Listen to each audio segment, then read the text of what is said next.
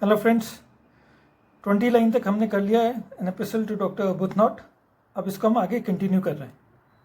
All fly to Twickenham and an humble strain apply to me to keep the mad or vain. तो ये सारे के सारे लोग हैं जिनमें लॉयर्स भी हैं, जिनमें पार्लियामेंटेरियंस भी हैं, जिसमें एक बड़ी ओवर सेंटिमेंटल लेडी भी है। वो सब के सब मेरे पास आ रहे हैं ट्विकनम में, जहाँ पे मैं रहता हूँ, और हम्बल, बड़े हम्बली वो मेरे को अप्लाई कर रहे हैं कि आप प्लीज़ हमारी पोइट्री देखिए और इसको जज करिए। To keep the mad or vain. तो अगर मैं उनको डिसअप्रूव करता हूँ तो वो पहले से ही मैड हैं, तो फिर वो मैड ही रहेंगे। लेकिन अगर मैं उनको अप्रूव करता हूँ कि तुम्हारी पोइट्री बहुत अच्छी है, तो फिर वो कंसीटेड हो जाएंगे। वो अपने आप के बारे में एक थोड़ा ज़्यादा ओपिनियन बना लेंगे। Arthur whose giddy son neglects the law. अब यहाँ पे दो एग्जाम्पल दिए गए हैं अगली 4 लाइनों में।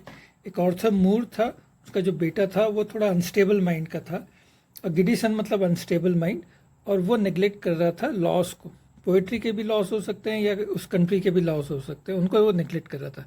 और ये किसकी गलती है? ये पोप के अनुसार ये मेरी गलती है। उसका फादर जो है रिस्पॉन्सिबिलिटी मेरे ऊपर डाल रहा था। Imputes to me and my damned works the cause. अगर उसका सन स्टडी माइंड का था और वो नेग्लेक्ट कर रहा था लॉस को, तो उसका फादर जिम्मेदार मुझे ठहरा रहा था। Poor Cornus sees is frantic wife elope. अब यहाँ पे एक हिडन रेफरेंस हो सकता है टू उस टाइम के prime minister sir Robert Walpole के बारे में, कि वाइफ जो थी वो किसी और के साथ भाग गई थी। सो वो ककोल्ड हो गए थे एक तरीके से। ककोल्ड का मतलब होता है कि किसी आदमी की वाइफ अगर उसका संबंध किसी और आदमी के साथ अनैतिक या इलीगल संबंध है तो उस आदमी को ककोल्ड बोलते हैं। तो यहाँ पे ये बात हुई थी रॉबर्ट वॉलपोल के साथ, और उसकी वाइफ जो थी वो फ्रेंटिक थी। फ्रेंटिक का मतलब हो गया हाफ क्रेजी वाइफ थी रॉबर्ट वॉलपोल की। So poor Cornus sees is frantic wife elope, और उसकी वाइफ जो थी किसी और के साथ भाग गई थी। इलोप का मतलब होता है भागना। And curses wit and poetry and Pope. और गलती किसकी है? गलती पोप की है, पोप की पोइट्री की गलती है, और उसकी विट की गलती है, ये ब्लेम करते हैं। सो किसी की भी लाइफ में कुछ भी हो रहा हो, गलती जो है पोप की और उसकी पोइट्री की मानी जाएगी। पोप यहाँ पे डायरेक्टली डॉक्टर अबुथनॉट को एड्रेस कर रहे हैं, फ्रेंड ऑफ माई लाइफ। और ना सिर्फ डॉक्टर अबुथनॉट फ्रेंड है पोप के, but is also a doctor. Alexander pope की जो हेल्थ थी वो कभी भी अच्छी नहीं रही थी, तो डॉक्टर अबुथनॉट ने उनको ट्रीट किया और हमेशा ट्रीट करते थे उनको। और इस वजह से वो एक्नॉलेज कर रहे हैं इस बात को पोप कि डॉक्टर की वजह से ही मेरी हेल्थ जो है और मेरी लाइफ जो है वो अभी तक चल रही है। Which did not you prolong the word had wanted many an idle song. अगर तुमने मेरी लाइफ को आगे प्रोलॉन्ग नहीं किया होता, लंबी नहीं किया होता, हेल्दी नहीं किया होता, तो मैं कब का प्रीमेच्योर डेथ हो गई होती और मैं इतनी सारी पोइट्री नहीं लिख पाता और वर्ड को ये पोइट्री नहीं मिलती। तो वो इस बात को कह रहे हैं कि it is an idle song. Idle poetry लिखी, मैंने सिली पोइट्री लिखी। तो वहाँ जानबूझ के एक हम्बल एटीट्यूड यहाँ पे अपनाया। What drop or nostrum can this plague remove, or which must end me, a fool's rot or love? What drop का मतलब what medicine, and nostrum का मतलब हो गया यहाँ पे प्रिस्क्रिप्शन, डॉक्टर का prescription. Can this plague remove, plague का मतलब हो गया जो ऑर्डिनरी पोइट्स उनको पेस्टर कर रहे हैं, उनको परेशान कर रहे हैं, ये किस तरीके से, किस मेडिसिन से ये ठीक होगा। और which must end me, a fool's wrath or love, या मेरी लाइफ किस तरीके से ख़त्म होगी, एक फूल के गुस्से से या फिर उसके लव से। अ डायर डायलेमा, मैं बड़ी दुविधा में हूँ। क्या दुविधा है? डायर का मतलब होता है serious. Either way I am sped. Sped का मतलब मैं कोई भी रास्ता चुनूँ, लेकिन मैं ख़त्म ही हूँ एक तरीके से। इफ़ वो they write, if friends they read me dead.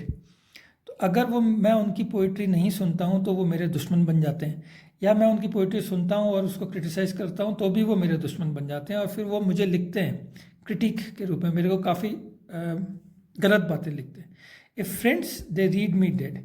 लेकिन अगर मैं उनके पोइट्री को अप्रूव करता हूँ, सुनता हूँ उनकी पोइट्री को, तो फिर वो मेरे फ्रेंड बन जाते हैं और मुझे खूब सुनाते हैं।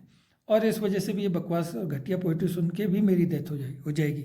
सो either way I am sped का मतलब मैं किसी भी रूप में मैं फिनिश ही हूँ एक तरीके से। Seized and tied down to जज how wretched I, who can't be silent and who will not lie. अब वो मुझे सीच करते हैं, पकड़ते हैं और मुझे ज़बरदस्ती बैठा के बोलते हैं कि आप पोइट्री सुनो और इसको जज करो। और मैं कितनी, हाउ रिचेड आई का मतलब मैं कितनी पुअर कंडीशन में हूँ। हु कांट बी साइलेंट, मैं चुप नहीं बैठ सकता अगर मेरे को अपना ओपन ऑनेस्ट ओपिनियन देना है।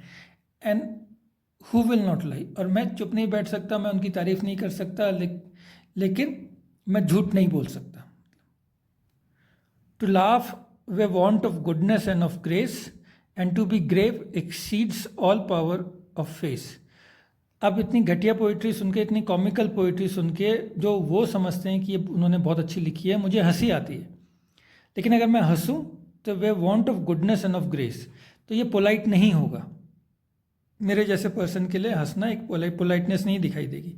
एंड टू बी ग्रेव, लेकिन अगर मैं सीरियस बैठ के उनकी पोइट्री को सुनूं, एक्सीड्स और पावर ऑफ फेस, लेकिन मुझे तो अंदर से हंसी आ रही है, तो किस तरीके से मेरा फेस जो है एक्सप्रेशन सीरियस रहे, ये बड़ा एक डायलेमा भी है, बड़ी दुविधा है।